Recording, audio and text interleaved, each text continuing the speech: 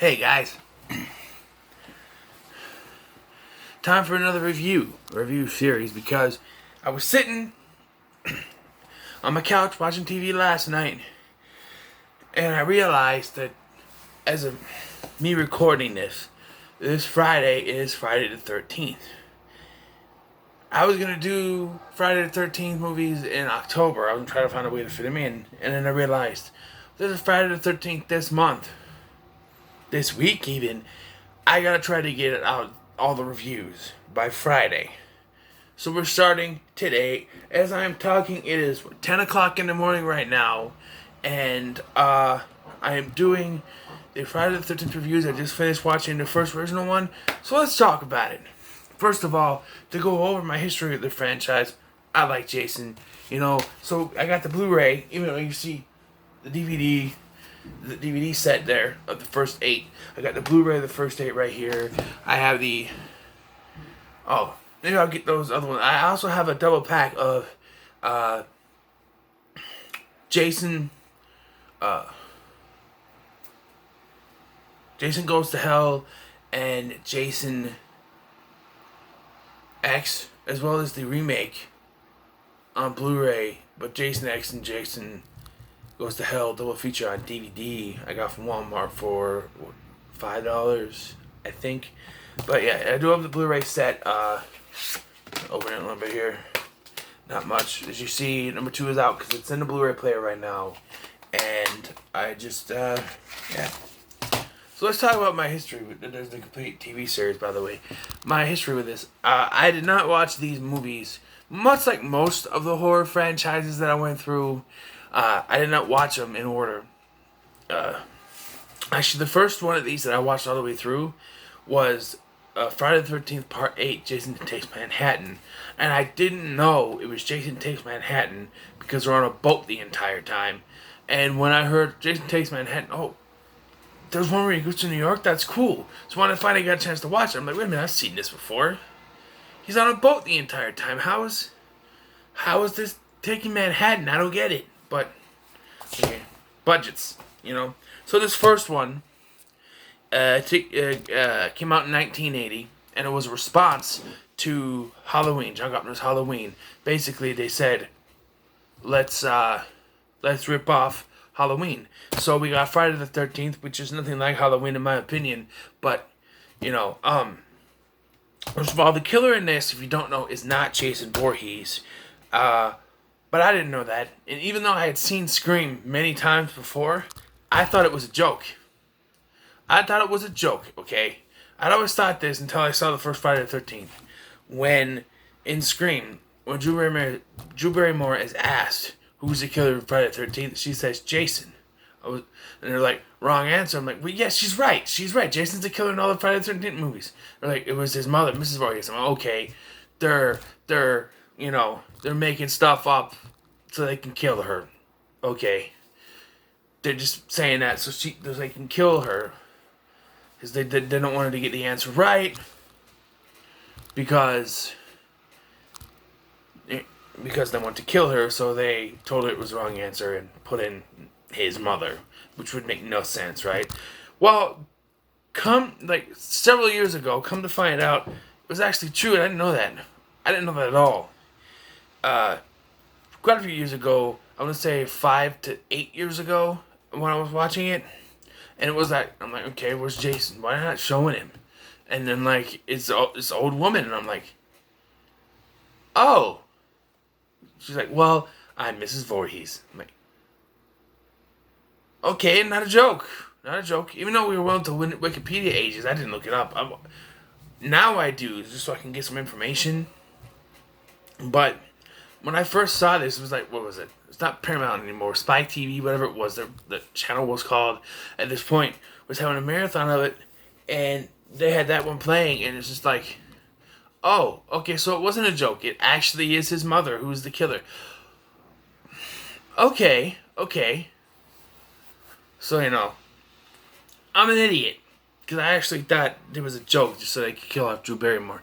But anyway, it's a cheesy camp slasher, cannon fodder for casts, But we start off with this girl named Annie, who you think is going to be, this sort of a Hitchcock thing. Because at this point, Nightmare on Elm Street hadn't done it yet. So people are saying, oh, Nightmare on Elm Street, they copied Hitchcock by having Tina appear to be the lead and then get murdered off. But Friday the 13th did it first, if you think about it, because you got Annie, who's presented to us as the main character, as the would-be final girl, but then she gets killed.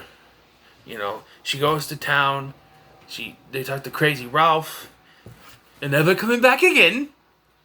It's got a death curse. And then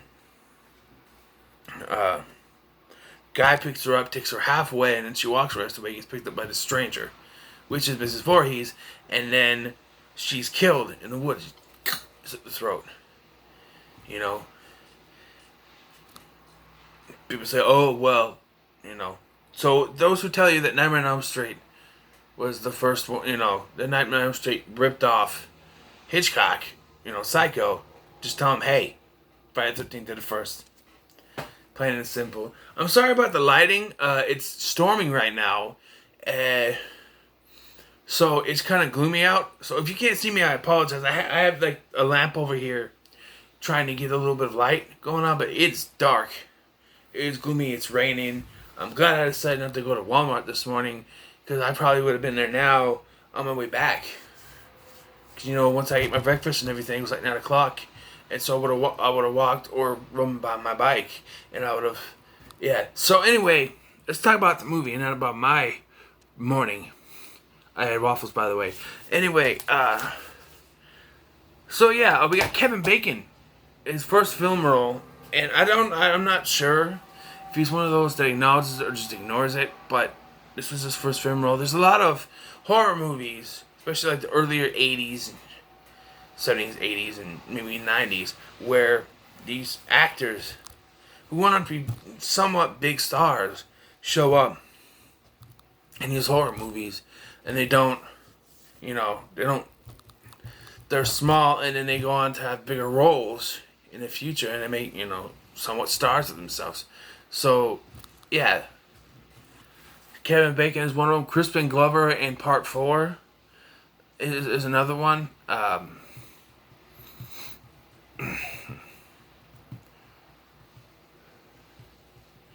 You can even say in the remake, Danielle Panabaker, who at that point had only done like a few Disney Channel things here and there.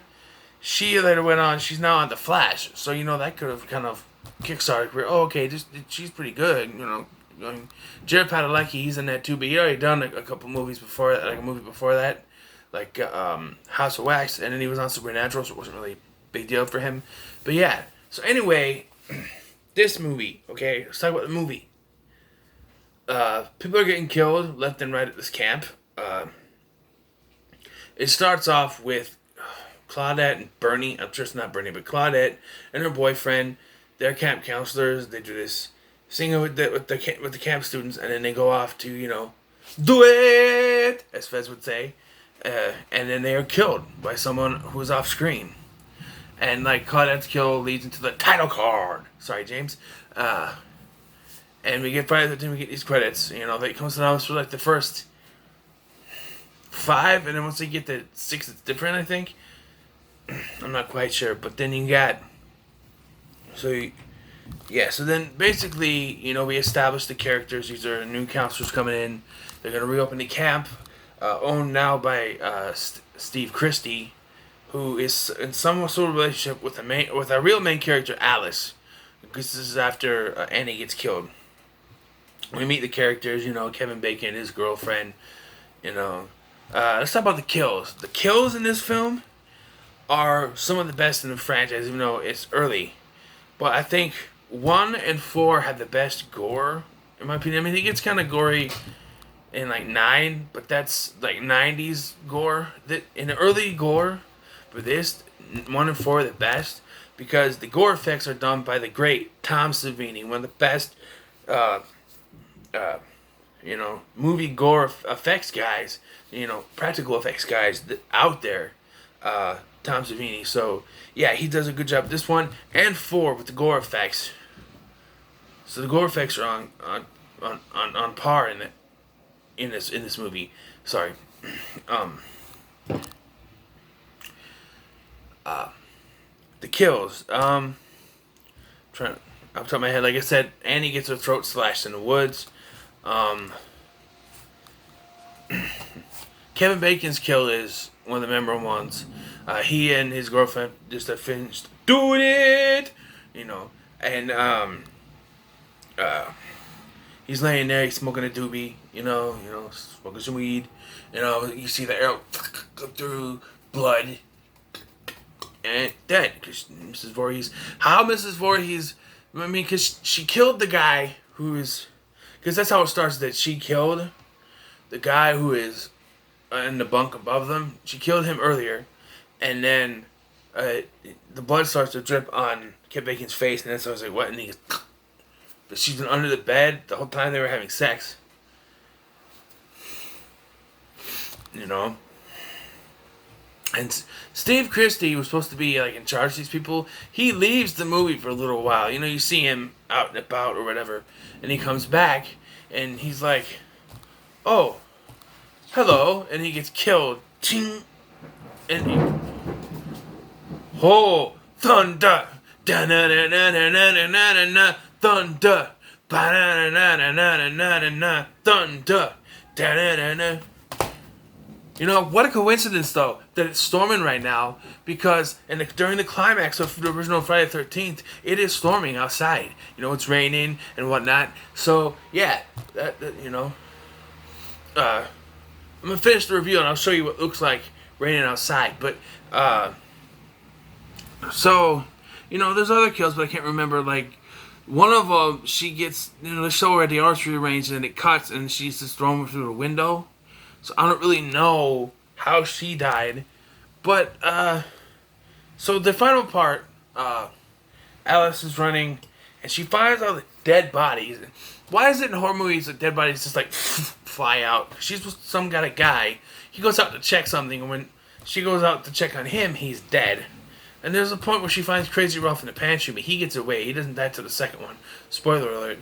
But, so she's running from all this, and she finds Mrs. Voorhees. Okay, I get it. She's this sweet-looking old lady. So you're going to be kind of relieved to see her. But in another thing, another thing to think about is all these people are dying, and this strange old lady shows up. You've never seen her before. You don't know her. She looks like a kindly old lady. But everyone you know is dead. And this lady is here.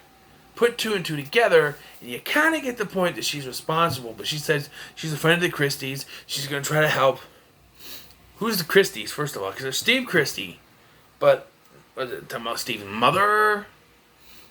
Because, if he's trying to date Alice, then